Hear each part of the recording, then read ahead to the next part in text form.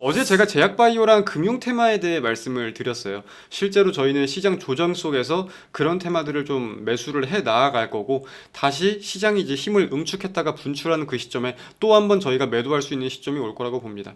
저희의 3대 종목을 보면은 알 거예요. 3대 종목 저희가 뭐 사자마자 이거 대박이다, 무조건 올라간다 하고 올라갔습니까? 아니에요. 한미반도체도 마이너스 막 19%, 20% 저거는 이체 매수가를 안 줘가지고 너무 아쉬운 기업이고, 네이버 마찬가지로 저희 역배열에서 샀어요. 23만 8천 원 여기서 샀어요. 그리고 이 박스 깨주고 추가적으로 하락해주면 기회다 라고 말씀드리면서 쭉 빠지니까 저희가 추가 매수를 할 수 있었고, 기회다, 무서워하지 마라, 무튼 그런 관점으로 비중을 분명하게 태워가지고 이 상승분을 지금 온전히 먹고 있는 거고, 이제 추세적인 상승이 보이려고 하는 것 같은데 또 이제 지지 반등이 좀 확실하게 확인될지 지켜봐야겠네요. 그러니까 저희는 이 관점을 알아주시면 됩니다. 특히 최근에 새로 들어오신 분들, 절대 돈만을 투자하는 게 아니라 돈과 시간을 함께 드립니다. 그리고 돈과 시간을 함께 드린 거에 대한 결과를 분명하게 입증합니다. 단순하게 시간을 드린다는 거는 마이너스 폭이 유지돼도 안 자르고 안 무서워하고 가져간다는 건데, 안 무서워할 수 있는 이유가 있겠죠. 분명한 분석이 돼 있으니까, 분명한 투자의 관점이 있으니까. 뭐 차트 단순하게 좀 보고 깨진다고 해서 무서워할 거면 애초에 안 들어갔을 거니까, 깨졌으면 더 산다고 들어가는 거니까, 그죠?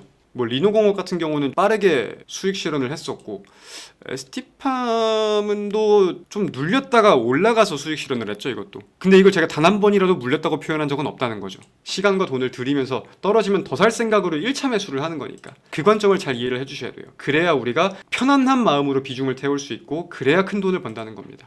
저희가 잘하는 매매가 그런 매매고요. 저는 그래서 지금 시장의 조정이 막 무섭고 나쁘지만은 않아요. 조정이 올 것 같다고 사실 시장이 계속 오르는 와중에도 말씀을 많이 드렸었고, 우린 지금 조정 속에서 조금씩 현금을 쓰고 있죠. 절대 한 번에 쓸 생각은 없어요. 어떻게 번 돈인데 신중하게 조금씩 써야지. 그래서 어제 1차 매수한 종목이 있고, 또 다음 주에 또 들어갈 종목이 또 있을 거고, 조정 속에서 또 이렇게 쓰다 보면은 분명히 또 우리의 3대 종목을 성공적으로 매도한 것처럼 또 이제 매도할 수 있는 시간이 온다고요. 본격적으로 11월 7일 오늘자의 VIP 전용 비공개 방송을 시작해 보겠습니다. 자, 전일 미국 증시 먼저 살펴보겠습니다. 전일 미국의 3대 증시가 전반적인 하락 흐름을 보였어요. 다우지수가 0.84%, 나스닥 종합이 1.90%, S&P 500은 1.12%, 필라델피아 반도체 지수는 2.39% 하락 마감했습니다. 분봉상 흐름을 본다고 하더라도 잠깐의 반등이 있기는 있었지만 계속해서 내리막길을 걷는 하루였다라고 살펴볼 수 있겠네요. 미국 증시가 하락한 이유로는 우리가 알고 있는 AI 고평가에 대한 논란이 지속되고 있던 가운데 경기 둔화에 대한 우려가 확대된 점을 살펴볼 수 있을 것 같아요.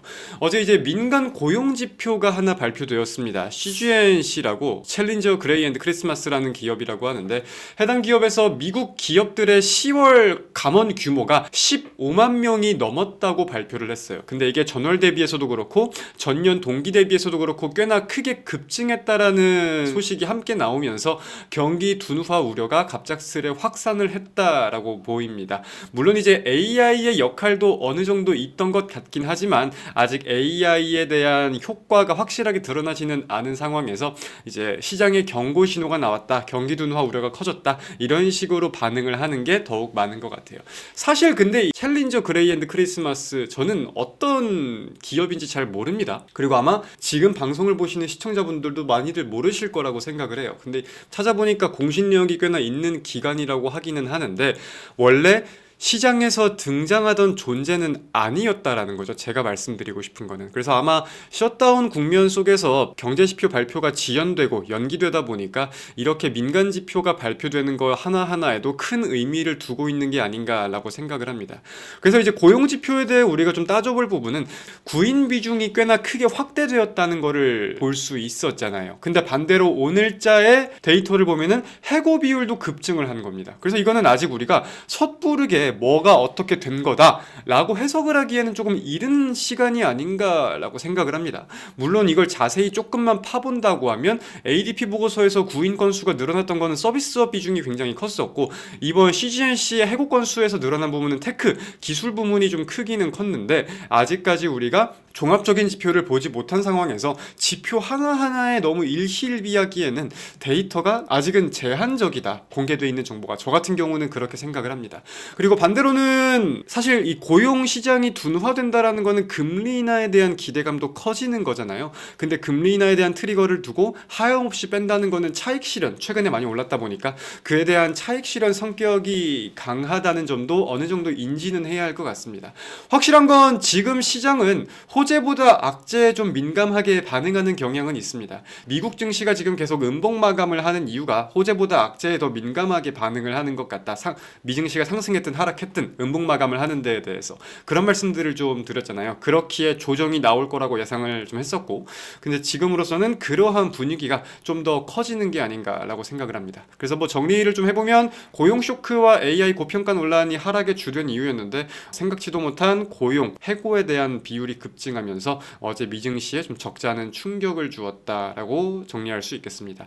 이제 예정대로면은 오늘 밤에는 노동부의 고용 보고서가 발표가 돼야 합니다. 그리고 동시에 스티븐 밀런 연준 이사의 연설 또한 예정이 되어 있는데 해당 연설에서 금리 인하에 대한 내용이 어떻게 나올지, 그리고 이제 고용시장 둔화라고 시장이 인지하고 있는 상황에서 금리 인하에 대한 내용이 다시 한번 트리거가 될 수 있을지 여부가 오늘과 다음 주에는 꽤나 중요할 것 같고요.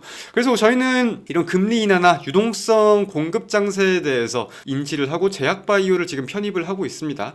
단기적으로 시장이 빠지면 함께 눌리는 게 당연한 이치일 텐데 단기적으로 좀 눌린다고 해서 막 겁먹고 무서워하지는 않았으면 좋겠어요. 애초에 저희는 떨어지면 더 살 생각으로 어제 양봉에서 1차 매수를 한 거고, 우리는 분명히 시간과 돈을 들여서 투자를 하고 결과를 내고 있다. 이 포인트를 잘 알아주셨으면 좋겠습니다. 2차 매수가를 준다고 하면 더 좋은 기회를 잡는다라고 생각을 해야겠죠. 2차 매수가를 찍어준다고 하면. 그리고 현재 저희 보유 종목들 지난 3일, 4일간 시장이 200조 넘게 증발하고 있음에도 여전히 견고하다고 자신있게 말씀드립니다. 대부분 이제 비중 차익 실현을 일부 하고 잔량만 가지고 가는 상태이거니와 여전히 대부분 종목들이 수익권에 계속해서 위치해 있습니다. 그래서 일말의 걱정이라고 하면 저희가 지난주에 진입했던 낙폭이 좀 확대되고 있다, 이 정도를 꼽아볼 수 있겠는데, 자, 정리를 하겠습니다. 는 추가 매수 진행합니다. 그 시점은 저희가 메신저를 통해서 공지를 드릴 거고요. 현재 뿐만이 아니라 이 테마 자체가 눌리고 있다라는 사실은 그 어느 누구보다 제가 제일 잘 알고 있습니다. 근데 그 이유가, 눌리는 이유가 저는 아무리 생각해도 납득이 가지 않아요. 원래도 제가 매수 신호를 통해 분할 매수 가능성을 언급을 좀 드렸었는데 저는 개인적으로 더 큰 기회가 주어지고 있다라고 생각을 합니다. 단순하게 뭐 빠지니까 그냥 탈출하려고 더 산다? 이렇게 여쭤보실 수도 있는데 그거는 저희의 지난 결과가 답을 해준다고 생각합니다. 네이버, 한미반도체 등등 뭐 우리의 매매 과정이 어땠는지 한 번만 돌이켜보면 이해가 되실 거라고 생각을 합니다. 자, 마찬가지입니다. 단순하게 차트만 보고 차트 좋아 이렇게 진입했다고 하면 저희는 진즉에 잘라먹고 나왔습니다. 한 문장으로 정리해 본다고 하면 사실 이거를 거치지 않고 미국 이외 지역에서는 장사, 수출하기가 힘든 구조다. 가 흔들리면 대한민국의 화장품 수출 구조가 흔들린다 라고 저는 강하게 판단을 하고 있어요. 네이버의 추가 매수가 굉장한 신의 한 수가 되었듯 추가 매수 대기하겠습니다. 공교롭게도 역대 대한민국의 상승장을 다 복기해 보면은 상승장이 시작된 지 한 200일째쯤 됐을 때부터 증시에 조정이 나왔었습니다. 제가 지금 이 말씀을 왜 드리냐면 공교롭게도 대한민국 증시가 지금 상승장을 만들어낸 지 얼추 200일쯤 되고 있는 시점이거든요. 그랬기 때문에 이렇다라고 볼 수는 없겠지만 분명하게 따져볼 수 있는 건 차익 실현에 대한 원리를 우리가 한번 생각해 볼 수는 있을 것 같아요. 그렇기에 시장의 분위기를 더 공포스럽게 만드는 부분들도 없잖아 있을 것 같고, 근데 또 항상 그 조정을 거치고 힘을 좀 응축한 다음에는 더 큰 각도로 더 크게 상승하는 경우가 대다수였습니다. 굉장히 많았습니다. 그래서 지금자의 증시 하락을 제가 전에도 말씀을 많이 드렸지만 무서워하지 않았으면 좋겠다고, 우리 보유 종목들 경고하고, 물론 수익 폭이 줄어드는 거 당연히 제가 제일 잘 알죠. 제가 제일 잘 아는데 우리가 단순하게 시장 오른다고 뭐 저기 하고 시장 빠진다고 저기 하고 뭐 그렇게 하루하루 쪼들리면서 매매하는 사람들은 아니잖아요. 오르다가 갑자기 좀 눌린다고 해서 막 엄청나게 심장 떨리게 겁을 먹고 할 거 없이 우리의 결대로 차분하게 좀 이어가면 된다고 생각을 합니다. 저희는 항상 그래 왔고, 실제로 저희가 공격적인 매집이나 무언가 움직임을 보였을 때 흐름을 보면은 저는 올해 증시가 하락할 때 이유가 다 기억이 나요. 이때도 보면 제가 알기로 설날 명절 때 딥시크 관련된 내용 나오면서 급락이 나왔다가 저희가 이거를 기회로 삼고 이때 막 매수해가지고 잘 팔고 나왔었거든요. 그리고 이때 이때도 아마 비슷한 결이었던 것 같고 제일 기억에 남는 건 이때는 관세발 영향이 컸을 거예요. 트럼프의 상호 관세. 그래서 저희가 이때 막 공격적으로 매수를 엄청나게 하지는 못했는데 이때부터 공격적으로 엄청나게 매수를 해가지고 이때 팔고 이때 잡은 게 그때 한글과 컴퓨터 막 그런 거였어요. 이때 팔고 결국 저희는 항상 공포에서 비중을 태웠던 종목 위주로 큰 돈을 벌고 나왔습니다. 지금도 마찬가지예요. 물렸다가 아니라 투자를 하고 있다 이렇게 생각을 해야 돼요. 애초에 물렸다고 볼 수 있는 종목도 없고 아셨죠? 자, 11월 7일 국내 증시 개장했습니다. 개장 직후에는 보유 종목 흐름들 좀 보면서 시장과 함께 말씀드릴 부분 말씀드리겠습니다. 자, 저희 전일 진입한 메신저를 통해서 매매 전략표 링크 안내 드렸습니다. 그래서 이제 그 전략표를 확인해 본다면 평소와 좀 다른 모습이 확인되실 거예요. 이렇게 3차 매수가 아니라 2차 매수까지만 나와 있기도 하고 1차에서의 목표 수익률과 2차에서의 목표 수익률이 다릅니다. 먼저 이제 3차 매수가가 없는 이유는 기존에 저희가 뭐 조선의 성광밴드, 반도체 여러 종목을 매집했던 결과는 약간은 다르게 보유 기간이 엄청나게 길어질 거라고 보지는 않습니다. 그래서 2차 매수면 충분하다라는 판단이 우선이었고요. 지금 보면 아시겠지만 2차 매수에 대한 수익률이 목표 수익률이 더 높잖아요. 이거는 왜 그러냐면 시장이 눌리면서 하락을 해도 그러면서 우리의 비중이 키워져도 신고가 기대감은 똑같기 때문에 하락을 분명한 기회로 삼을 수 있는 관점이 있기 때문에 이렇게 좀 이해를 해보면 될 것 같습니다. 3, 4개월 이상 함께 하신 분들은 아시겠지만 단순하게 당일 수급을 보고 뭐 차트를 보고 단타니 뭐니 매매를 하진 않습니다. 모두가 따라올 수도 없다는 걸 잘 알거니와 진짜 계좌를 위한 비중을 태울 수 있는 그러한 매매를 추구합니다. 그렇기에 이렇게 2차 매수가를 준다고 하면은 우리가 원하는 가격을 준다고 하면은 땡큐라고 생각을 하는 거고 이번에도 결은 마찬가지라는 거겠죠. 저희의 분할 매수에 대해서는 전략이라는 게 있어요. 그 전략의 중심은 우리가 원하는 가격이 올 시 매수를 한다 이것도 있지만 1차 매수에서의 비중, 2차 매수에서의 비중, 3차 매수에서의 비중이 정해져 있습니다. 통상적으로는 1차 매수에서 내가 100만 원을 샀으면 2차 매수에서도 100만 원을 사는 거예요. 그래서 1대1 비율로 매수를 한다는 게 중요합니다. 그럼 내가 1차 매수에서 현금을 이만큼 때려 붓는 게 아니라 2차에서 살 만큼을 남겨두고 1차에서 사야 되는 거예요. 애초에 떨어질 거를 어느 정도 감안을 하고 떨어지면 더 산다 이 관점으로 들어가는 거니까 그게 매집 국면으로 우리가 접근을 하는 거니까 이 비중에 대해서는 분명하게 이해를 잘 해주셔야 됩니다. 그래서 우리가 연말에 좀 기대할 수 있는 관점이 많겠다라는 생각으로 저희가 어제 1차 매수를 진행을 한 기업이다 라고 말씀을 드릴 수 있겠습니다.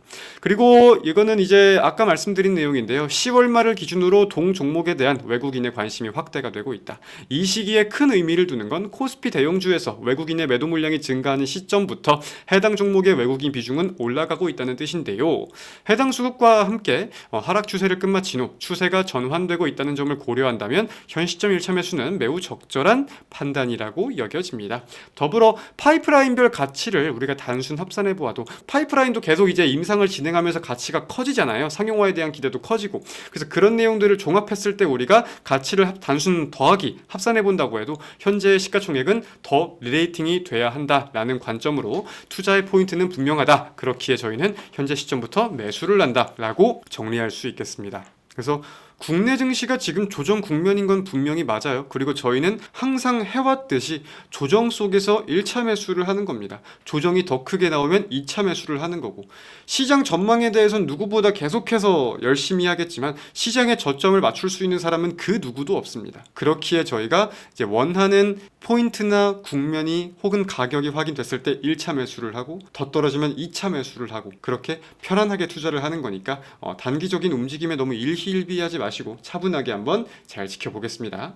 그래서 어제 제가 제약바이오랑 금융 테마에 대해 말씀을 드렸어요. 실제로 저희는 시장 조정 속에서 그런 테마들을 좀 매수를 해 나아갈 거고 다시 시장이 이제 힘을 응축했다가 분출하는 그 시점에 또 한 번 저희가 매도할 수 있는 시점이 올 거라고 봅니다. 저희의 3대 종목을 보면은 알 거예요. 3대 종목 저희가 뭐 사자마자 이거 대박이다 무조건 올라간다 하고 올라갔습니까? 아니에요. 한미반도체도 마이너스 막 19% 20% 저거는 2차 매수가를 안 줘가지고 너무 아쉬운 기업이고 네이버 마찬가지로 저희 역배열에서 샀어요. 23만 8천 원 여기서 샀어요.